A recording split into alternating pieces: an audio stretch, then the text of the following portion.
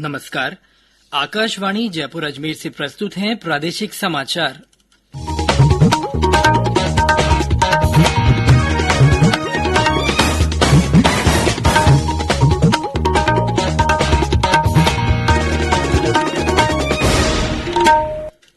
मुख्य समाचार। मुख्यमंत्री अशोक गहलोत ने कहा, जन घोषणा पत्र के 70% वायदे पूरे किए गए। वर्तमान बजट की 500 में से 60 घोषणाओं की स्वीकृति जारी। देश में कोविड के मामलों में कमी। 97% वयस्क आबादी को वैक्सीन की पहली खुराक दी जा चुकी है। ऑपरेशन गंगा के तहत अब तक लगभग 7,000 भारतीय यूक्रेन से स्वदेश लौटे। 2 दिनों में करीब 7,500 और लोगों की वापसी होगी। और जैसलमेर में 7 मार्च को होने वाले वायुसेना के युद्धाभ्यास में प्रधानमंत्री नरेंद्र मोदी और रक्षा मंत्री राजनाथ सिंह शामिल होंगे। समाचारों के साथ मैं सिद्धार्थ जैन। कोरोना वायरस के नए स्वरूप ओमिक्रॉन को देखते हुए आपसे अपील है कि सतर्क रहें और पूर्ण टीकाकरण कराएं। 15 से 18 वर्ष के किशोरों और अन्य लोगों के टीकाकरण में भी मदद करें। सुरक्षित रहने के लिए कृपया 3 सरल उपायों का पालन अवश्य करें। मास्क लगाएं, 2 गज की सुरक्षित दूरी बनाए रखें, हाथ और चेहरा साफ रखें। कोविड से संबंधित किसी भी जानकारी और मार्गदर्शन के लिए राष्ट्रीय हेल्पलाइन नंबर 1075 पर संपर्क करें। और अब समाचार विस्तार से। मुख्यमंत्री अशोक गहलोत ने कहा है कि जन घोषणा पत्र के 70% वायदे पूरे किए गए हैं और पिछली बजट घोषणाओं में से 85% लागू कर दी गई हैं। श्री गहलोत राज्य विधानसभा में बजट पर जवाब दे रहे थे। उन्होंने कहा कि वर्तमान बजट की 500 में से 60 महत्वपूर्ण घोषणाओं की स्वीकृति भी जारी कर दी गई है।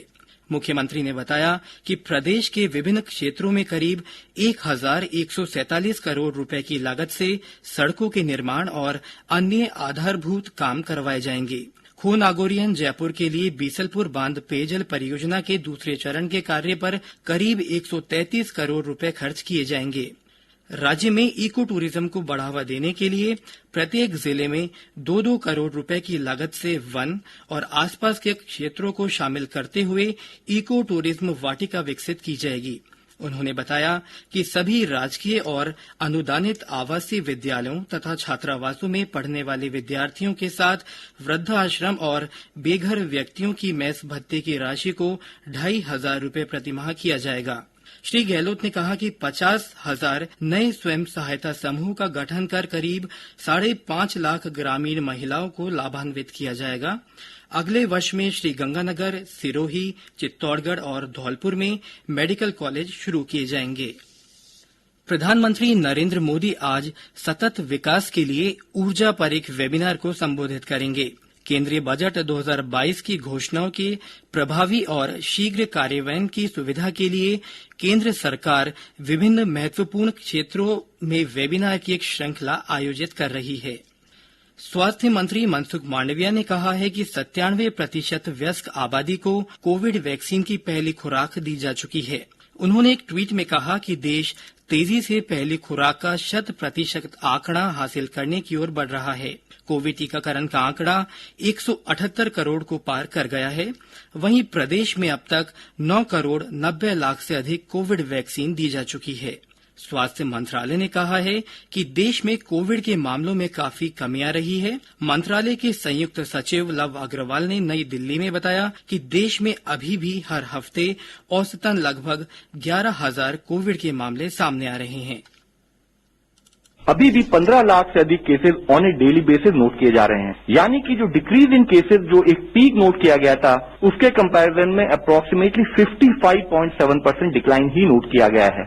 इसी को अगर हम इंडिया के परिप्रेक्ष्य में एनालाइज करें तो हम देखते हैं कि जहां देश में ऑन एन एवरेज 19 से 25 जनवरी वाले हफ्ते में 3 लाख से अधिक केसेस डेली बेसिस पर नोट किए गए, अब वह केसेस की संख्या 96.4% घटकर ऑन एन एवरेज 11,000 के करीब केसेस वीकली बेसिस पर देश में नोट किए जा रहे हैं।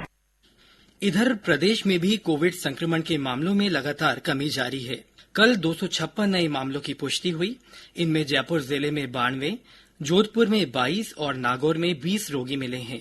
शेष जिलों में दैनिक संक्रमितों की संख्या 20 से कम रही। सिरोही, बूंदी और अलवर में कल कोई नया संक्रमित नहीं मिला।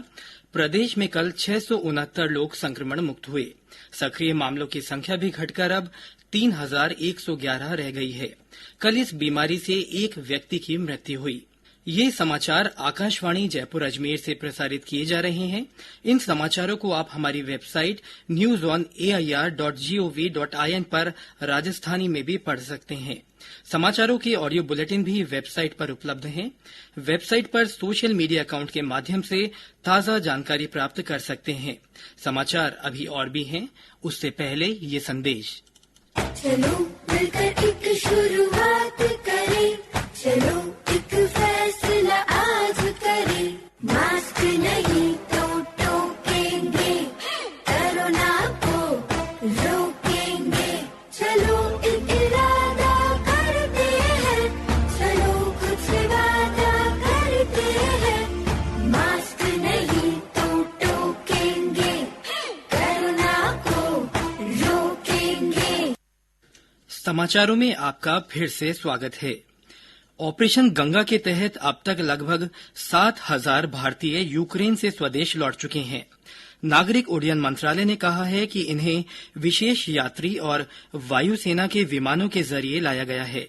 मंत्रालय ने कहा है कि यात्री उड़ानों की संख्या और बढ़ाई जाएगी और आज 3,500 और लोगों को तथा कल 5 मार्च को 3,900 से ज्यादा लोगों को वापस लाए जाने की संभावना है। इस बीच विदेश मंत्रालय की ओर से जारी परामर्श के बाद से करीब 18,000 भारतीय यूक्रेन छोड़ चुके हैं। नई दिल्ली में मंत्रालय के प्रवक्ता अरिंदम बागची ने बताया कि अधिकांश भारतीय यूक्रेन की सीमा पार कर पड़ोसी देशों में पहुंच चुके हैं। उन्होंने कहा कि इन सभी भारतीयों को जल्द से जल्द वापस लाने के प्रयास और तेज किए जाएंगे। इधर यूक्रेन में फंसे राजस्थान के विद्यार्थियों का वापस पहुंचने का सिलसिला जारी है। कल जयपुर हवाई अड्डे पर सीकर सांसद सुमेधानंद सरस्वती, उद्योग मंत्री शकुंतला रावत ने इनकी अगवानी की और उनके परिजनों से बातचीत की। श्रीमती रावत ने कहा कि राज्य सरकार अन्य विद्यार्थियों की भी यूक्रेन से सकुशल वापसी के लिए प्रयास कर रही है। जैसलमेर के पोखरण फील्ड फायरिंग रेंज में 7 मार्च को वायु शक्ति युद्धाभ्यास होगा। इसमें भारतीय वायुसेना के 140 से अधिक विमान अपनी मारक क्षमता का प्रदर्शन करेंगे। हमारे संवाददाता ने बताया कि वायुसेना के अब तक के सबसे बड़े युद्धाभ्यास में प्रधानमंत्री नरेंद्र मोदी और रक्षा मंत्री राजनाथ सिंह के भी शामिल होने का कार्यक्रम है।